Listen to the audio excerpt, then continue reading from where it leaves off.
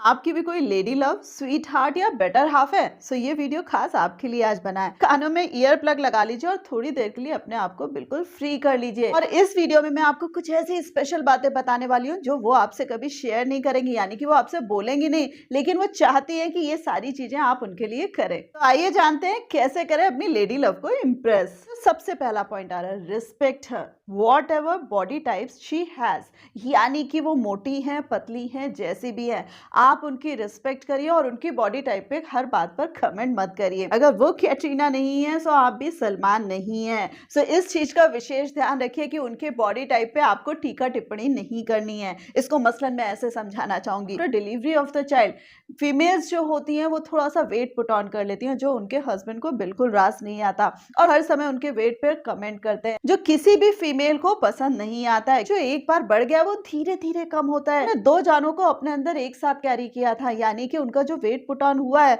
उसको कम होने में थोड़ा सा तो वक्त लगेगा ना। इसी के साथ साथ फ्रेंड्स ध्यान रखना है कि कब उनसे जोक करने हैं और कब जोक नहीं करने हैं। कई बार क्या होता है कि हम बिना मिजाज समझे कोई भी जोक मार देते हैं, किसी भी तरीके का जोक मार देते हैं जो हमें खुद भी लगता है कि ये सुटेबल नहीं है। सो फ्रेंड्स ध्यान रखिएगा कि अपने लेडी लव के सामने कौन सा मजाक करना है या कौन सा नहीं करना है। ये अपसेट हो गई थी तो आगे इस तरीके का मजाक कतई नहीं करना है। फ्रेंड्स कई बार मेल फ्रेंड्स हमारे भूल जाते हैं कि जब भी वो किसी फीमेल के सामने बैठे हैं तो उनको दूसरी लेडीज की तारीफ नहीं करनी है, यानी कि आप जिससे मिल रहे हैं, आप जिससे बात कर रहे हैं और जिसके साथ बैठे हैं, आप केवल उससे उसी की बात करें। हाँ, पर ना आप अपनी बहन की, ना अपनी मदर की और ना किसी और रिलेटिव या किसी और फ्रेंड की बात करें, यानी कि उस समय आप केवल उनको इंपॉर्टेंस है। और यहाँ का वाइजे वर्जा भी मैं आपको समझाना चाहूंगी कि जब आप अपनी मदर के साथ बैठ रहे हैं, आप अपनी सिस्टर के साथ बैठ रहे हैं या अपनी फ्रेंड के साथ बैठ रहे हैं, तब भी आप केवल उन्हीं को इंपॉर्टेंस दीजिए और उनसे उनके बारे में बात करिए। तब आप अपने लेडी लव को उनसे बहुत ज्यादा डिस्कस मत करिए। एंड इवन अगर जिक्र भी आ रहा है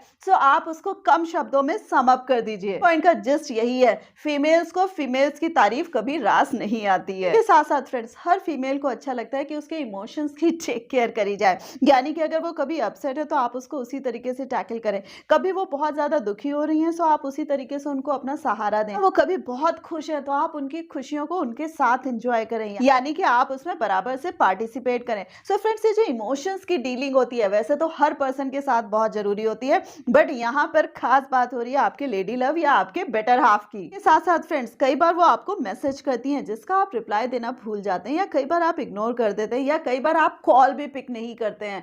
इसका भी ध्यान रखिए। जैसे कॉर्पोरेट में कहा जाता है कि आपके पास कोई भी मेल आई है सो आपको उसको रिवर्ट करना जरूरी है। द सेम वे कोई मैसेज आया उसका रिवर्ट करना जरूरी है। सेम वे आपकी बेटर हाफ या स्वीट हार्ट का मैसेज आया तो उसका रिप्लाई करना भी जरूरी है। ठीक है, साथ साथ फ्रेंड्स बहुत ही खास पॉइंट, यानी कि उनकी जो बर्थडेज हैं, स्पेशल डेज हैं, वो आपको ध्यान रखने हैं। उसका प्रॉपर रिमाइंडर पहले से लगा कर रखिएगा, यानी कि वो जो स्पेशल डेज हैं वो आपको बिल्कुल नहीं भूलने हैं। और उसी के साथ साथ फ्रेंड्स आप वादे तो बहुत सारे कर जाते हैं, लेकिन उन वादों को निभाना भूल जाते हैं या उन वादों की सैंक्टिटी भूल जाते हैं जिनसे अगले के इमोशंस जुड़ जाते हैं। जो भी आप वादा कर रहे हैं उसको सोच समझ कर करिए, और अगर एक बार कर दिया है तो उसको फुलफिल जरूर करिएगा। हमारे मेल फ्रेंड्स कई बार केयरिंग और लविंग तो बहुत ज्यादा होते हैं, लेकिन अपने इस एटीट्यूड को या अपनी इस केयर और लव को वो दिखाते नहीं है, यानी कि उन्हें लगता है कि मैं बोल नहीं रहा हूं लेकिन तुम समझ जाओ। सो फ्रेंड्स ये जो कई अनकही बातें या अनसुनी चीजें जो होती हैं वो कई बार नोटिस में नहीं आती हैं।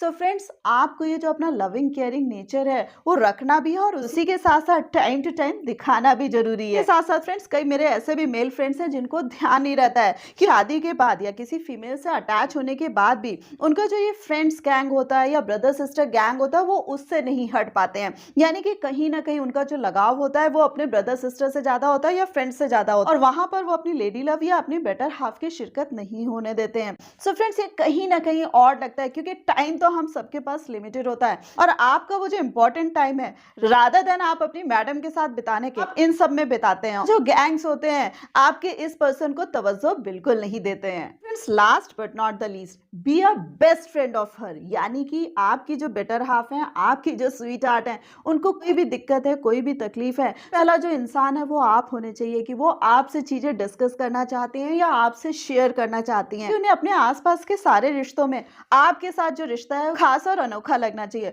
और वो दौड़ कर हर चीज आपसे शेयर करना चाहें। अपने फीमेल की सारी दिल की बातें तो जान ली, होप आप इसको इम्प्लीमेंट करने की भी कोशिश करेंगे और मुझे कमेंट करके भी बताएंगे कि आपने कौन से पॉइंट को बहुत ही सीरियसली लिया। सो मुझे कमेंट करके जरूर बताइएगा। और हाँ, वीडियो तो पसंद आया ही होगा, लाइक करना मत भूलिएगा और अपने फ्रेंड्स के साथ शेयर करना मत भूलिएगा। और ऐसे ही लाइफ लेसन जानने के लिए मेरे चैनल को सब्सक्राइब कर दीजिएगा। So thanks a lot for giving me this much time.